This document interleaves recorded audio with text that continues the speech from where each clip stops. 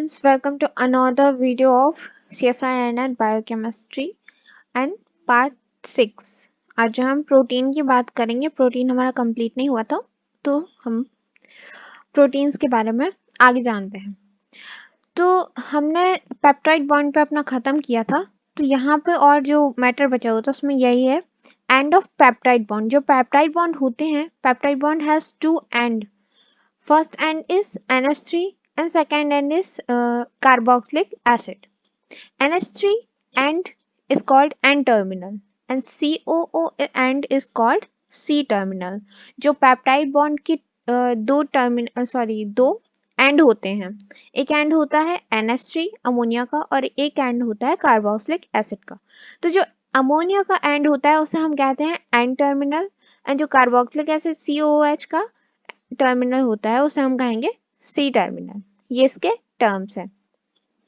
फिर difference between protein and polypeptide. कई बार क्या होता है कि लोग प्रोटीन एंड पॉलीपेप्टाइड को एक ही चीज समझने लगते हैं, क्योंकि प्रोटीन अलग है, जो पॉलीपेप्टाइड है वो एक अलग चीज है। तो हम इसे जानेंगे ये है क्या। तो 2 से 20 अमीनो एसिड्स की जो चेन होती है वो होती है हमारी oligopeptide and 1000 to 4000 amino acids की ज्वाइंट चेन को हम कहेंगे पॉलीपेप्टाइड। तो जो हमने 20 अमीनो एसिड्स छोटी छोटी चेन्स की बात करी थी वो होती है ओलिगोपेप्टाइड, जबकि जो 1000 से 4000 की अमीनो एसिड्स की एक लंबी चेन होती है वो कहलाती है हमारी पॉलीपेप्टाइड। वो भी प्रोटीन नहीं है, वो है पॉलीपेप्टाइड। अब प्रोटीन क्या है? तो protein is the three-dimensional structure of more polypeptides. Protein is structurally and functionally complex molecules. जो प्रोटीन होते हैं, अब आपको समझ में आ गया होगा कि जो प्रोटीन होते हैं वो पॉलीपेप्टाइड से मिला हुआ एक 3-dimensional स्ट्रक्चर होता है, जो कि बहुत ही कॉम्प्लेक्स होता है। उनके फंक्शन भी कॉम्प्लेक्स होते हैं, स्ट्रक्चर भी कॉम्प्लेक्स होते हैं। तो ये था हमारा प्रोटीन एंड पॉलीपेप्टाइड्स के बीच में डिफरेंस। उसके बाद हम देखेंगे एमिनो एसिड्स जो कि प्रोटीन में होते हैं, वो वीक एसिड एंड बेस। मैंने इसलिए लिखा है एमिनो एसिड्स जो है वो प्रोटीन में प्रेजेंट होते हैं, वो एसिड एंड बेस दोनों की तरह वर्क करते हैं। अब वो कैसे करते हैं मैं आपको बताती हूँ। Amino acid can act as base and acid both. दोनों की तरह एक्ट कर सकते हैं, अम्ल की तरह भी और क्षार की तरह भी, acid and base. When amino acid is dissolve in water या फिर न्यूट्रल पीएच वाले सॉल्यूशन में जब डिसॉल्व होता है, it exist in solution as dipolar ion. Dipolar ion में एग्जिस्ट होता है ये अमीनो एसिड को। जब हम वाटर में डिसॉल्व करते हैं तो वो डाइपोलर आयन बनाता है, और कॉल्ड ज्विटर आयन, जिस आयन को हम ज्विटर आयन भी बोलते हैं, which act as acid and base. यही डाइपोलर आयन, ये जिसे हम कह लें ज्विटर आयन, एक्ट करता है एसिड और बेस की तरह। तो फर्स्टली हमें ये जानना जरूरी है कि डाइपोलर आयन है क्या, या ज्विटर आयन जिसको बोलते हैं वो है क्या। तो dipolar ion dual nature of compound means having positive and negative ion both. जब किसी ग्रुप में या किसी मॉलिक्यूल में अमीनो में पॉजिटिव एंड नेगेटिव दोनों ही आयन प्रेजेंट हैं, तब वो कहलाएगा डाइपोलर आयन। बहुत ही इजी था, पॉजिटिव एंड नेगेटिव। उसके बाद so they can donate and accept protons. अब जब पॉजिटिव भी प्रेजेंट है नेगेटिव भी प्रेजेंट है, तो पॉजिटिव होगा तो ऑब्वियसली वो डोनेट कर पाएगा प्रोटॉन्स को, एंड जो नेगेटिव होगा वो एक्सेप्ट कर पाएगा प्रोटॉन को। तो यहाँ पे मैंने एक अमीनो एसिड का एग्जाम्पल दिया है। ये एमिनो जो होता है अमोनिया, उस पे पॉजिटिव चार्ज प्रेजेंट होता है, एंड जो कार्बोक्सिलिक एसिड होता है उस पर माइनस चार्ज प्रेजेंट होता है। तो किसी भी प्रोटीन्स में जो अमीनो एसिड्स प्रेजेंट होते हैं उन सब में डाइपोलर आयन प्रेजेंट होते हैं, क्योंकि COO जो होता है वो माइनस होता है एंड अमोनिया जो होता है वो पॉजिटिव होता है। उसके बाद हम देखेंगे टाइट्रेशन कर्व को। ये कर्व भी हमें प्रोटीन्स के अंदर ही पढ़ना है, तो देखते हैं। This curve show how pH change with the addition of substrate. ये कर्व क्या दिखाता है? टाइट्रेशन कर्व क्या है? जब किसी सॉल्यूशन में pH जिस तरह से चेंज होता है, लो टू हाई जाता है या हाई टू लो जाता है। तो इस टाइप के चेंज को दिखाने के लिए जो कर्व यूज होता है वो होता है टाइट्रेशन कर्व। ये जो उस कर्व को हम कहेंगे टाइट्रेशन कर्व। अब कर्व ऑफ एमिनो एसिड, बहुत सारे सबस्ट्रेट्स के कर्व हम देख सकते हैं, बट हमें यहाँ पे एमिनो एसिड का टाइट्रेशन कर्व देखना है। When amino acid add with NaOH in solution, there will low pH in starting, but when addition of NaOH again and again, their pH will increase. When amino acid add with NaOH in solution, तो जब amino acid को, means ये हमारा amino acid है, को NaOH के साथ add करते हैं, तब हमें क्या होता है, जो pH है वो उसकी स्टार्टिंग हो जाती है लो टू हाई जाने की। तो जब हम एमिनो एसिड को और NaOH को ऐड करते हैं तो हमें ये रिजल्ट में हमें मिलता है NH3CH2COOH प्लस NaOH। तो हमें रिजल्ट में क्या मिलता है, NH3CH2COO। यहाँ पे जो कार्बोक्सिलिक एसिड का हाइड्रोजन है वो रिमूव हो जाता है, कॉज ऑफ एडिशन रिएक्शन होगी तो हाइड्रोजन जो है वो H2O रिमूव हो जाएगा। तो when there is equilibrium of molecules in solution, this pH value called pKa। अब जब हमने NaOH और एमिनो एसिड को मिक्स किया तो वो सॉल्यूशन में बहुत सारे एमिनो एसिड्स होंगे और जो रिजल्ट वाला हमारा मॉलिक्यूल ग्रुप है ये दोनों सॉल्यूशन में बहुत ज़्यादा प्रेजेंट होंगे।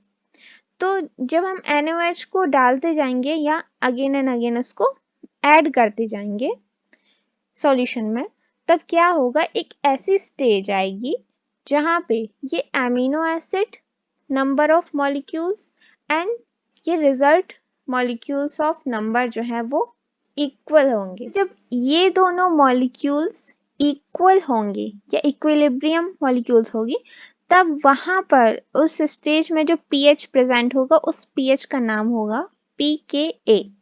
उसका नाम याद रखिएगा, pKa pH का नाम होगा वहां पर।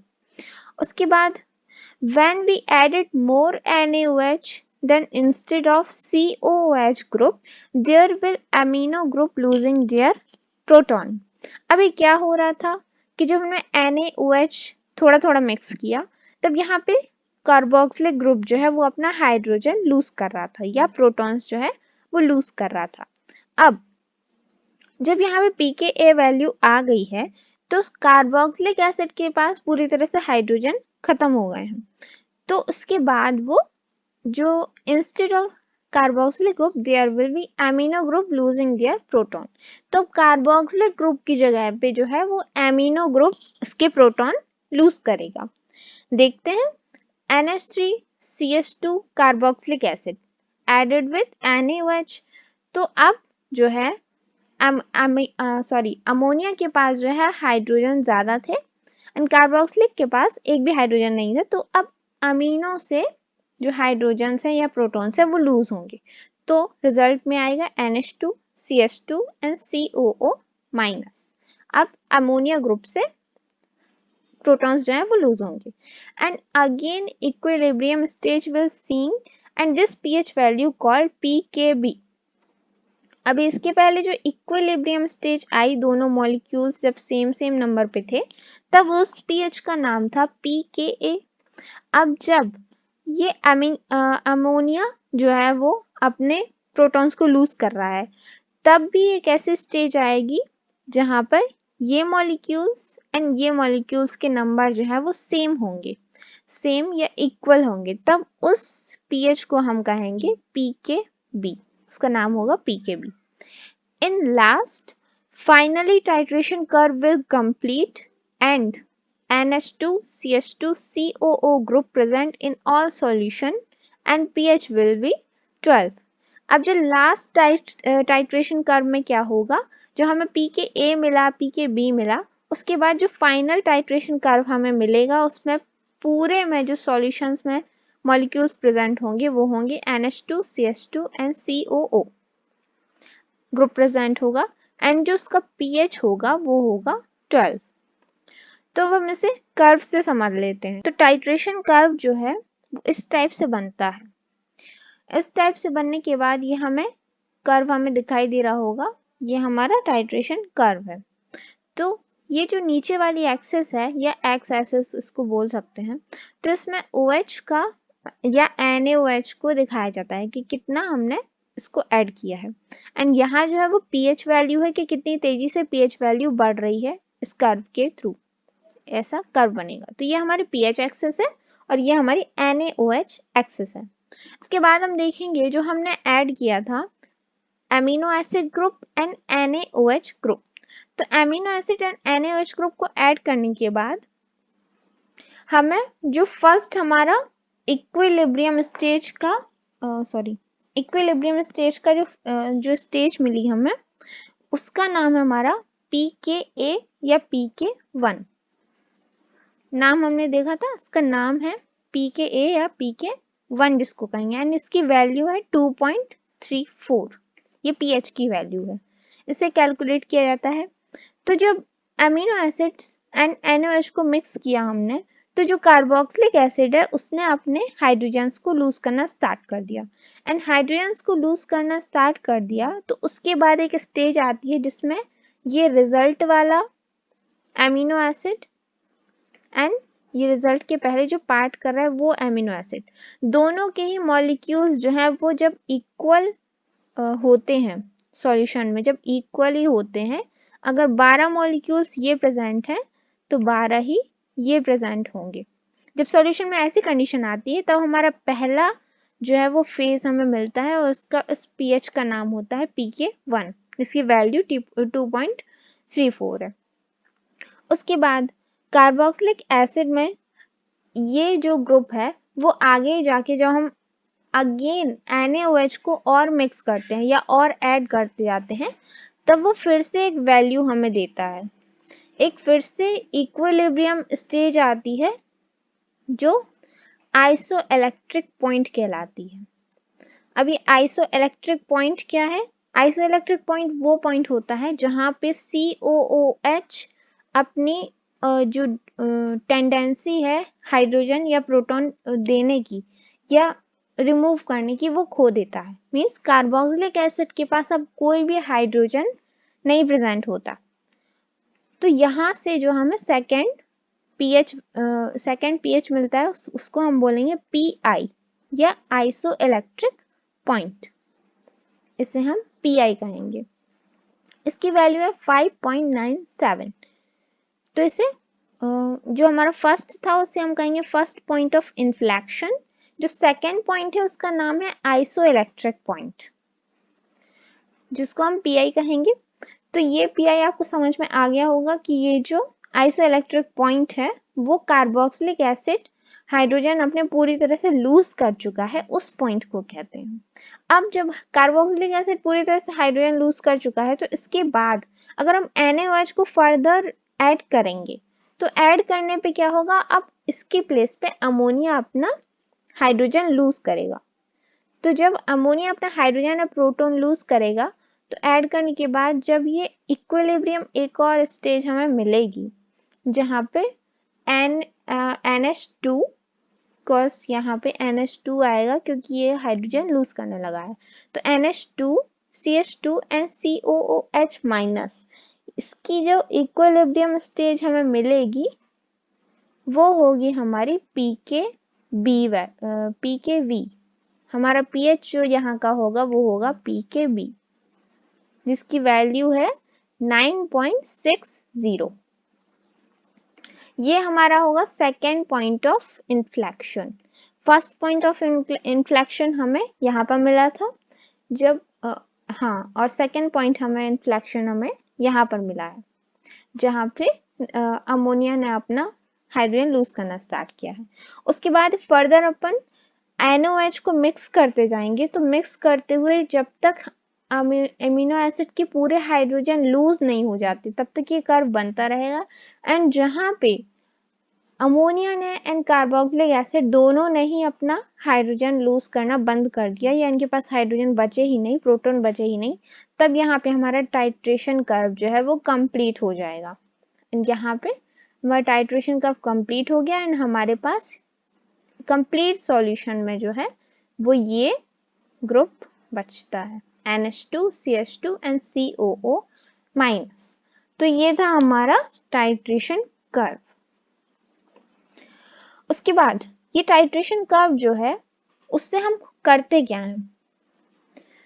सो क्या क्या कर सकते हैं? We can find out the value of pKa and pKb from this curve. इस कर्व से हम कई मेथड्स के थ्रू या इस कर्व से हम जो pKa एंड pKb है उसकी वैल्यूज निकालते हैं। ग्लाइसिन pKa, अभी जो हमने pKa या pKb जो वैल्यूज देखी हैं, pH वैल्यूज देखी, वो ग्लाइसिन की थी। तो glycine pKa value is lower than normal aliphatic group. तो जो ग्लाइसिन की pKa वैल्यू है वो है हमारी 2.34 या 9.60। तो ये वैल्यूज जो हैं वो नॉर्मल एलिफेटिक ग्रुप से कम है। अगर हम किसी नॉर्मल एलिफेटिक ग्रुप का जो टाइट्रेशन कर्व निकालेंगे तो उसकी वैल्यू जो है वो हमें ज़्यादा मिलेगी। यहाँ पे मैंने एग्जांपल में दिया है CH3 एंड COOH, इसकी जो टाइट्रेशन की वैल्यू है वो आई है 4.8, जबकि जो हमारी ग्लाइसिन की वैल्यू है वो आई है 2.34। एलिफेटिक अमीनो एसिड्स की वैल्यू टाइट्रेशन कर्व में ज़्यादा आती है compare to glycine. Okay, and this is cause of intramolecular interaction. इसका जो इतना बड़ा डिफरेंस है वो इंट्रामोलिकुलर इंटरेक्शंस की वजह से है। इसके बारे में हम आगे जानेंगे। Thank you so much for watching this video and हमारा अभी प्रोटीन का जो टॉपिक है वो कंटिन्यू रहेगा। मिलते हैं नेक्स्ट वीडियो में इसी टॉपिक को आगे बढ़ाते हुए। तब तक के लिए बाय।